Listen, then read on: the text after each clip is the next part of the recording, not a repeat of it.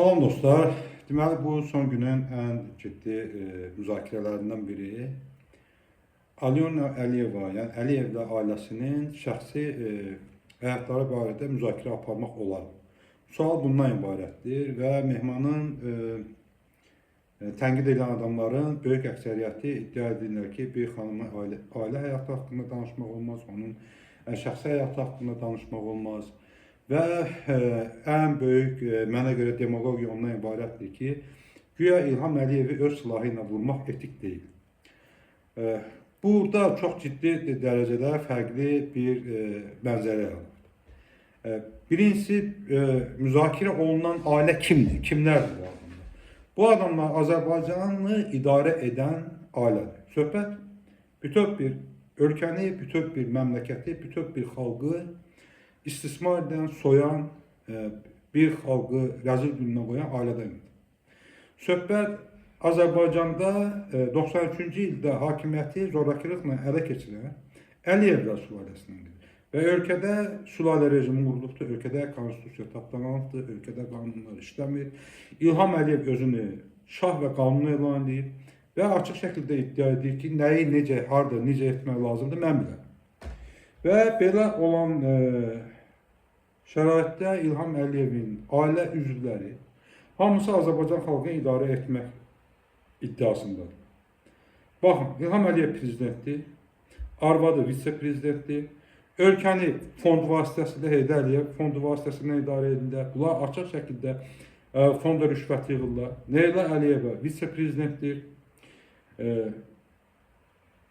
Bu Bala Heydər Əliyev dövlət iclaslarında iştirak edir. Nazirlər Kabinetinin iclaslarında iştirak edir prezidentin olduğu ilə. Masanın başında prezident, vitse-prezident və Heydər Əliyev oturur.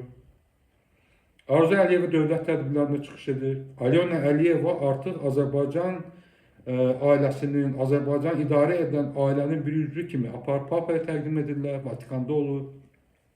Universitetdə Azərbaycan dilini bilməyə, universitetdə akademiklərə, professorlar Azərbaycan dili haqqında dərs deyir, amma biz bilmirik hansı dildə dərs deyir.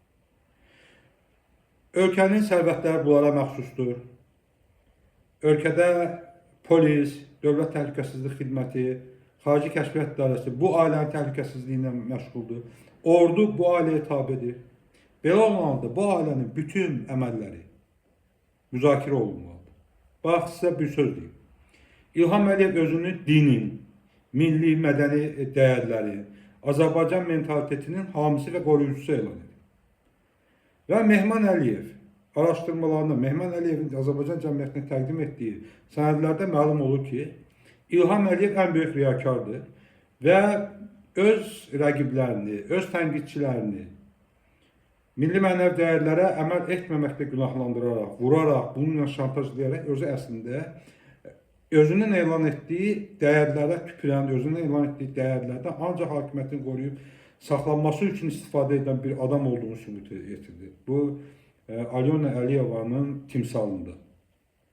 Qızlarının da timsalında oğlu barədə heç bir biz məlumat bilmirik. Çünki bizim bildiyimiz məlumat ondan ibarətdir ki, oğlu ümumiyyətlə xəstədir, aktivdir və s. və ilə. Amma hakim ailə müzakirə olunmalıdır. Bəli, müzakirə olunmalıdır. Və bunun çox saylı. Həm Avropa İnsan Haqları Məhkəməsində bu işə bənzər qərarlar var. Bu ilə bağlı çox saylı nümunələr var. Misal üçün, Britaniya kral ailəsi ilə bağlı Şahzadə Diana nümunəsi vardı.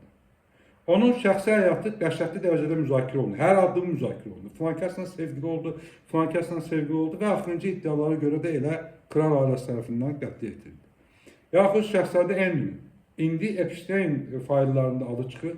Onun ümumiyyətlə bütün titullarından ləğv edildi və saraydan atdılar çıxırlar. Bundan əvvəl də o bir xeyli titullarından ləğv olmuşdur. Məhz şəxsi həyatına görə.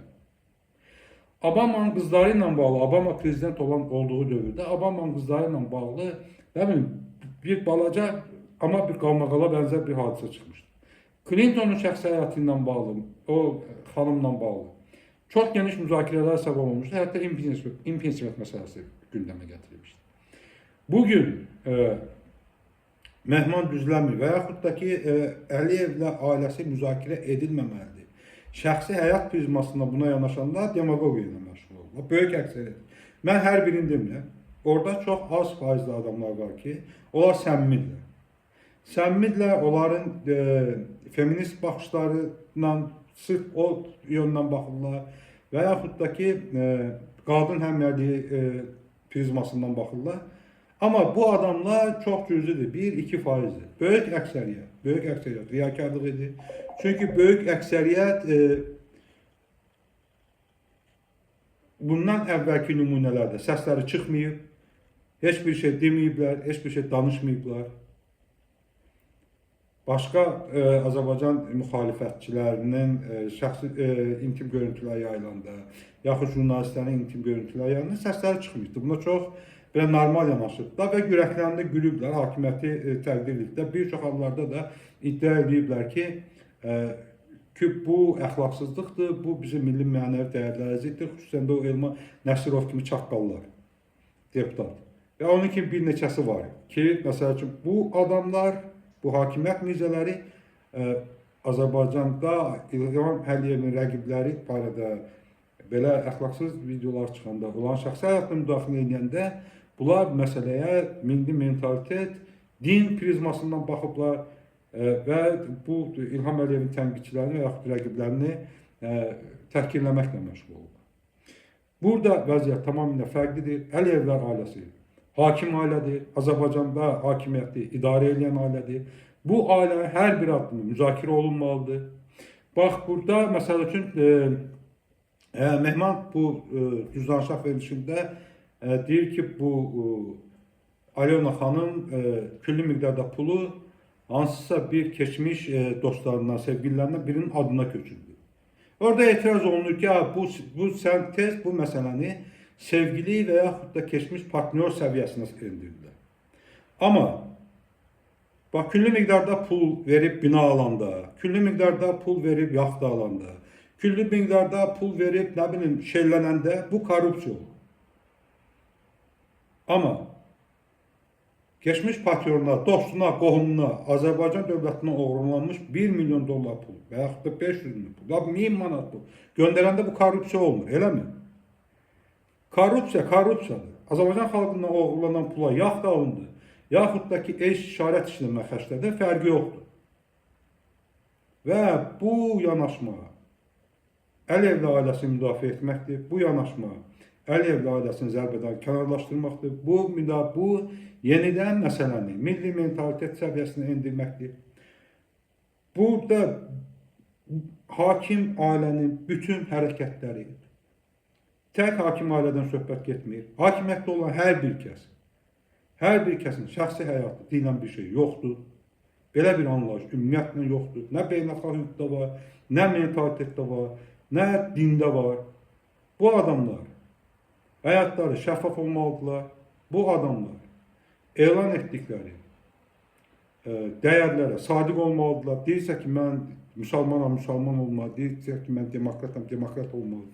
Yox, burada bu dəyərləri məni əzmək üçün istifadə edib, özlər kef eləyəcəklər, özlər arxada istədikləri oğraşlıq eləyəcəklər, oğurluq eləyəcəklər, oğraşlıq eləyəcəklər, rəqiblərini öldürəcəklər, döyəcəklər, şərliyib həbsə atacaqlar, xaricdən oğrayıb Azərbaycana gətirəcəklər, başına kisə taxacaqlar və biz buna susacağıq, belə olmur. Və istənilən adam, biz İlham Əliyevin korrupsiyası ilə bağlı araşdırma aparırsa, onun ailə üzvlərinin davranışı ilə bağlı araşdırma aparmalıyıq. Çünki bu ailə bizi idarə etməkdə iddialıdır. Və o Alyona Əliyeva artıq Azərbaycan xalqını idarə edən 5-6 nəfərdən biri statusuna gəldi. Artıq onun kutka satan ailə üzvləri Azərbaycanda çoxsaylı əmlaka sahib olurlar.